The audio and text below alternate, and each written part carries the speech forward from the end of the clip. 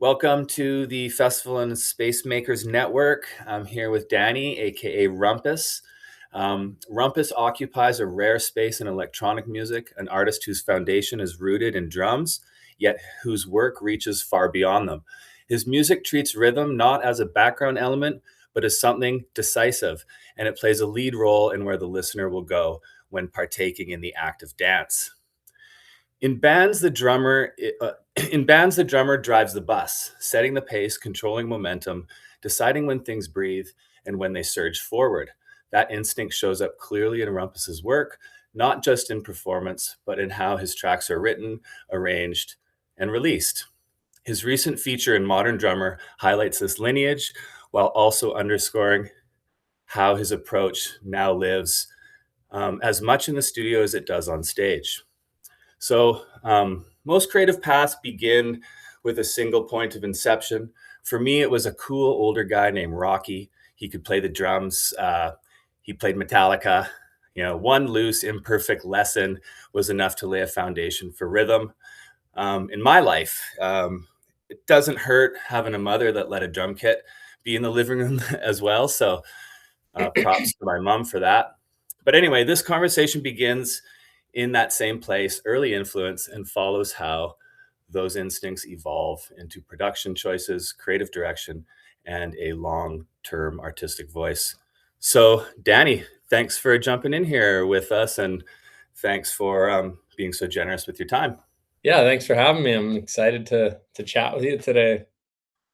Yeah, for sure. We'll let's start there. So most artists can trace their relationship with music or their drive to make and share music back to early influence, maybe a single point of inception. I probably romanticize that like in a movie or like every superhero character, story. But do you have a single point of inception that you want to tell us about? Oh, like, yeah, you mean like just in music in general? The kind of Yeah, music, drumming, just a moment that maybe stuck out to you that younger in your career, or maybe it was a series of moments that just really kind of solidified something for you when it came to being a musician.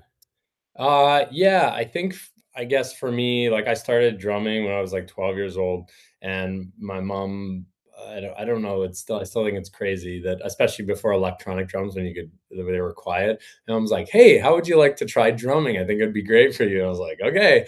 So, I got this drum kit and she put me in some drum lessons and stuff. And I it was fun for a little bit, but then I kind of, didn't like the whole lesson thing. I didn't like, oh, I have to practice and I have to go every week and all that. My drum teacher was really nice and everything and awesome, but so I did that for a couple years and then I kind of lost interest.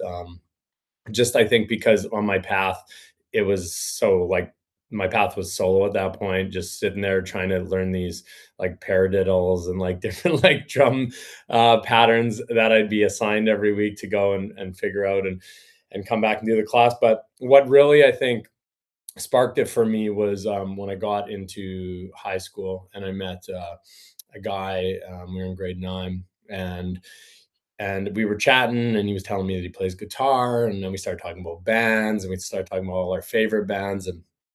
And then I said, what's your favorite band? He said, my favorite band's Rage Against the Machine. And I was like, oh my god, that's my favorite band. And I'm like, so do you know how to play Rage cover, like the Rage songs? He's like, yeah. I said, me too. Why don't you come over after school, bring your guitar and your amp, and let's play some Rage Against the Machine covers. And we did.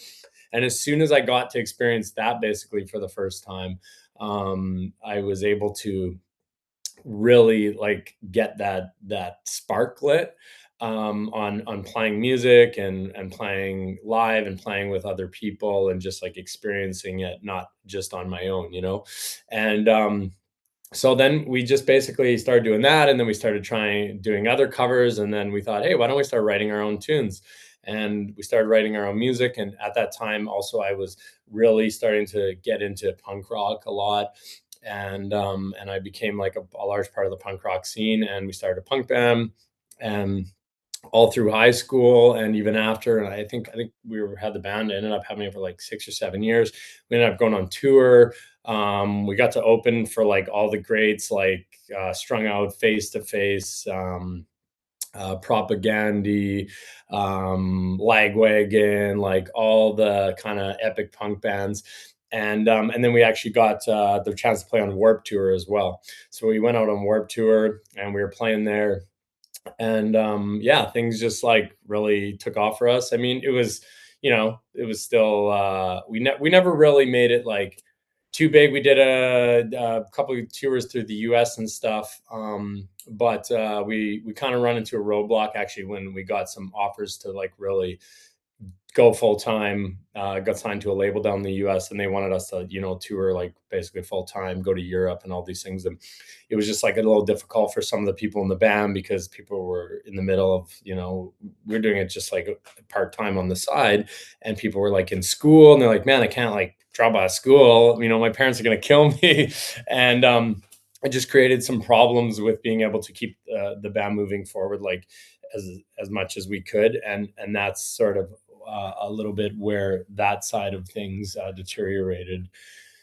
with the band and touring.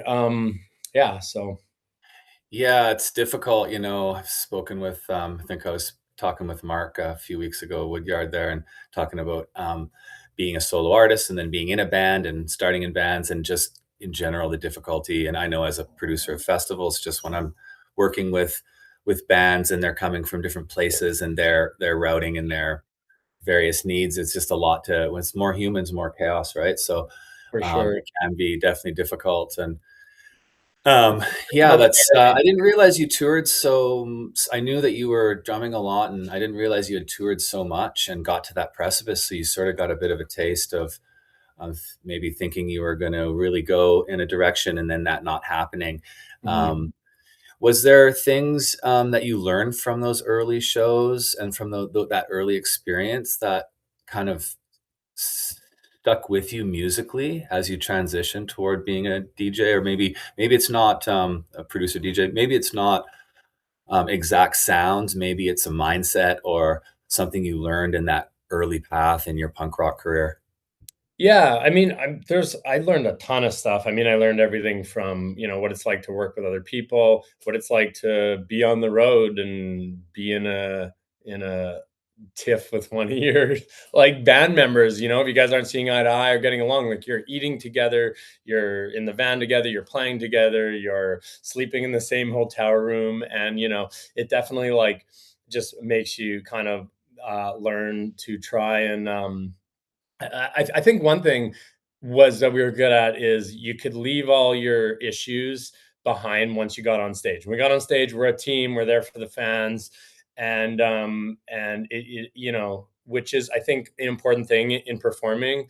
And it's hard for a lot of artists. Like people don't realize sometimes you see your artists up there playing that you've come to see, and I don't think people realize like, that sometimes people are a little hard on artists, I think, when they look and go like, oh, that person looked like they were having a good time, or I met them for 2 seconds and they kind of like blew me off. It's like, hey, that person could their grandma could be in the hospital dying and they just found out, like I've had to go on stage and find out some like really crazy stuff like 5 minutes before I walked on, and you just kind of got to absorb it and be like and learn to compartmentalize. And I think that was one of the big things that I learned was how to just go be a performer, be professional, and try and show up in that way for that time that you're on stage. And it's difficult, but yeah, for me I think compartmentalization was a big one.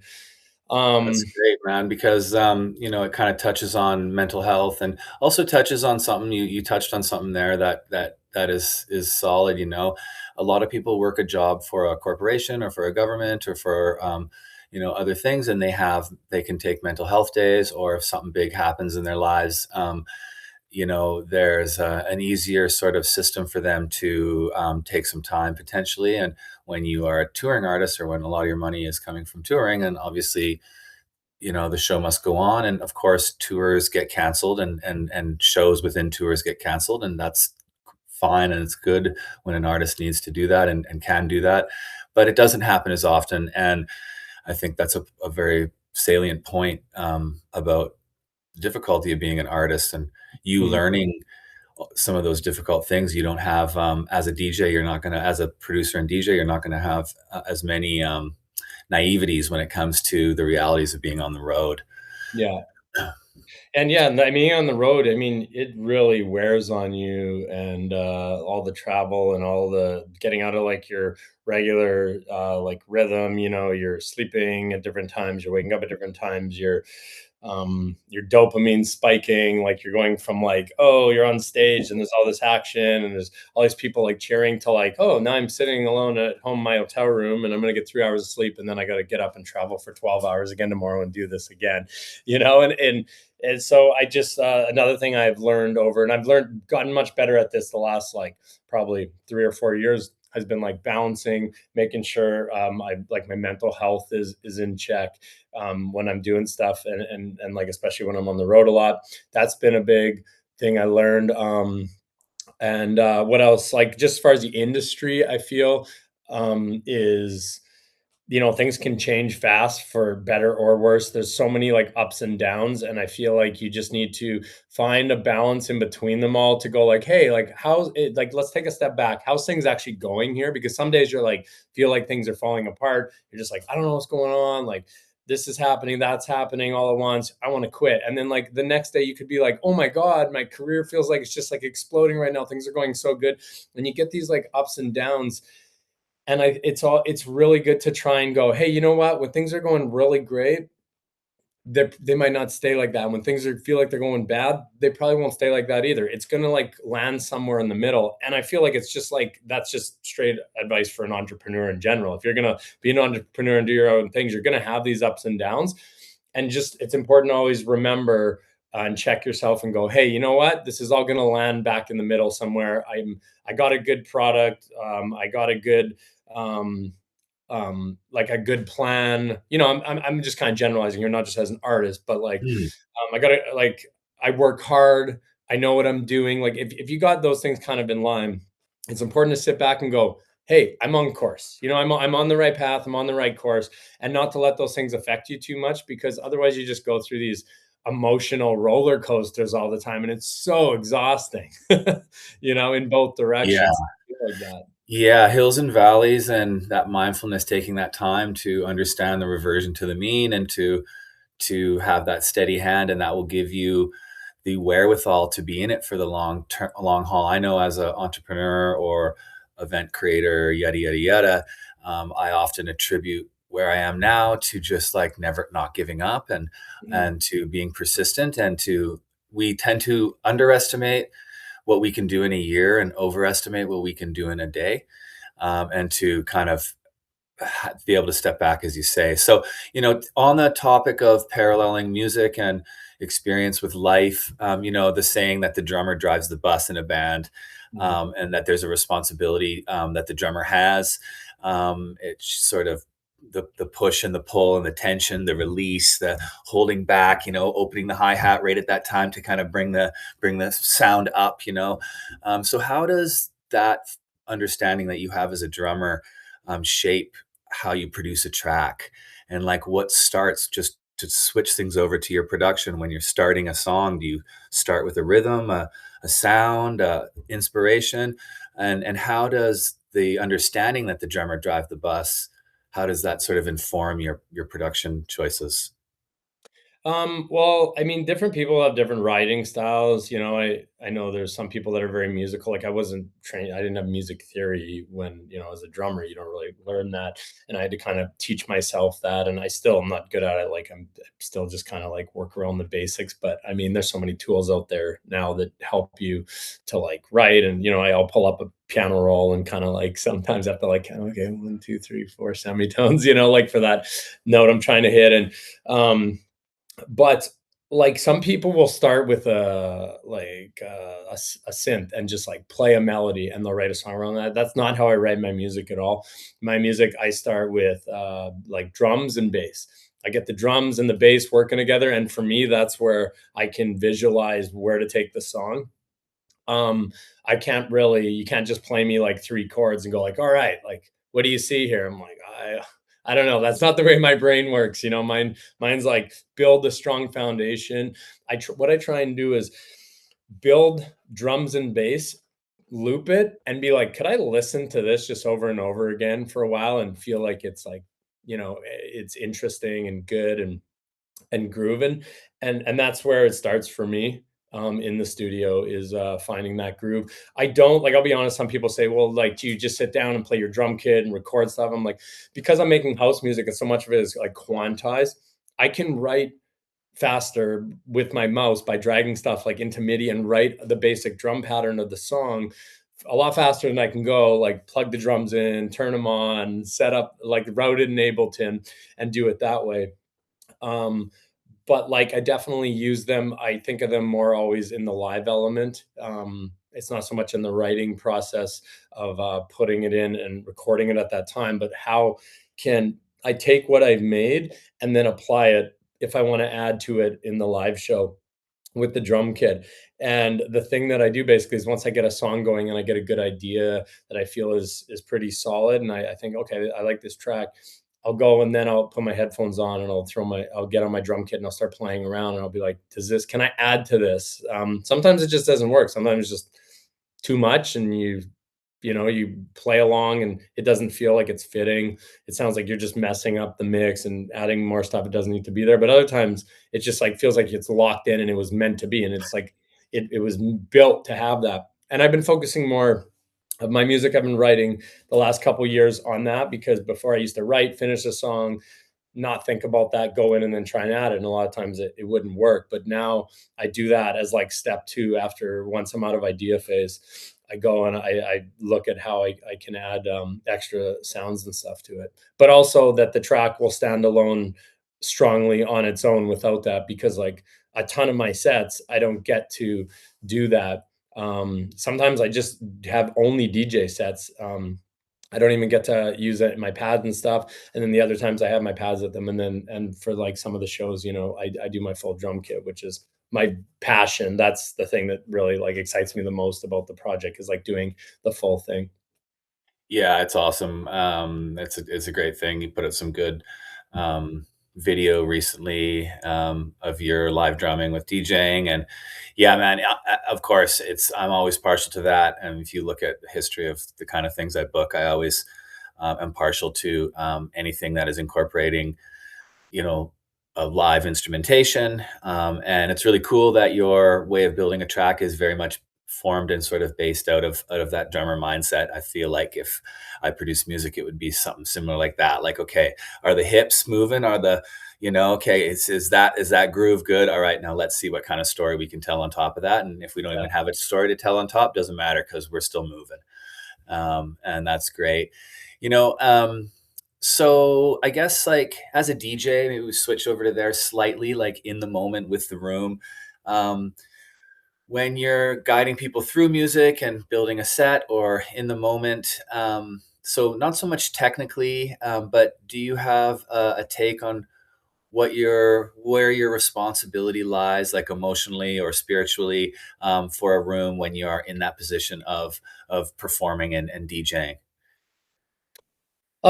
Yeah, I mean, I think when I go into a venue or room, especially one that I've never played before, sometimes once you played a place a couple times, you kind of know what like the assignment. You're like, okay, I know how to play this room, and but I like to if I don't haven't played a place before, especially I like to go and sort of observe the crowd and observe what is being played by other people at that time and try and get an idea of like what they're looking for. Like, hey, how are they reacting to this? Like, are these people vibing on this? Like, no one's ever heard this track before. Are these people into this? Are they vibing on that? Or are they kind of more looking for something familiar to get them dancing?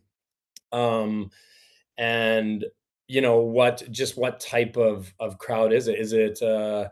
Is it a small town, like small ski town, and it's a bar, and half the people that are coming are just there for skiing for the weekend, looking for something to do? Or is it like, no, this is the festival crowd. They're specifically here. They bought like a ticket specifically for this show.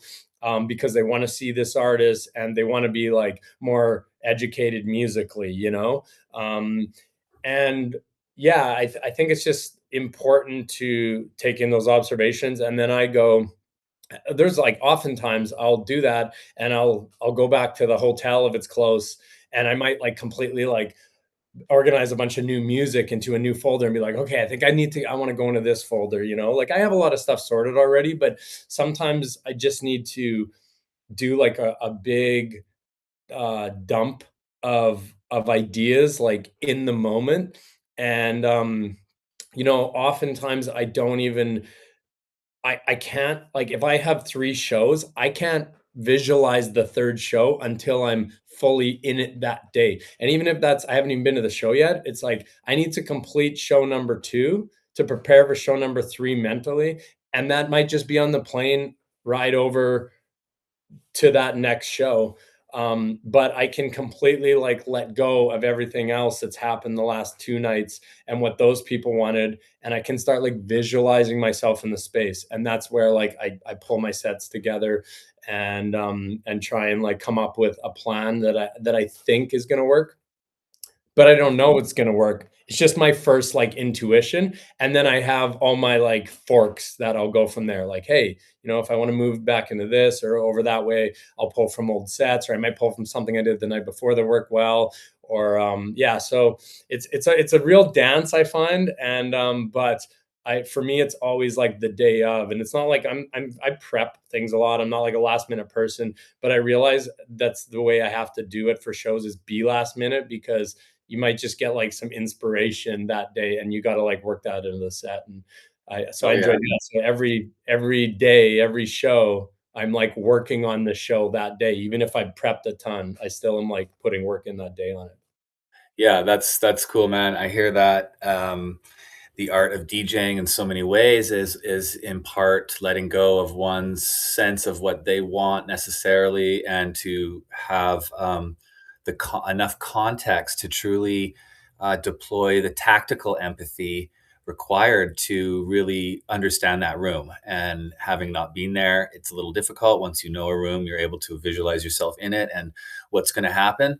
That makes so much sense. And it's a good lesson to remember as a DJ artist that, you know, you can be an artist and you can present your art in its purest form, and you can be a DJ and you can read the room and understand what it is the room needs as a maestro of the moment, and you can find a balance between the two. You know, I'm very thankful for your time, Danny. Is there what's at the front of your mind right now? Like, not what we're talking about. Is there anything right now that's really you're really excited about, that's at the top of your mind about you? Might not be music, could just be what's going on with you.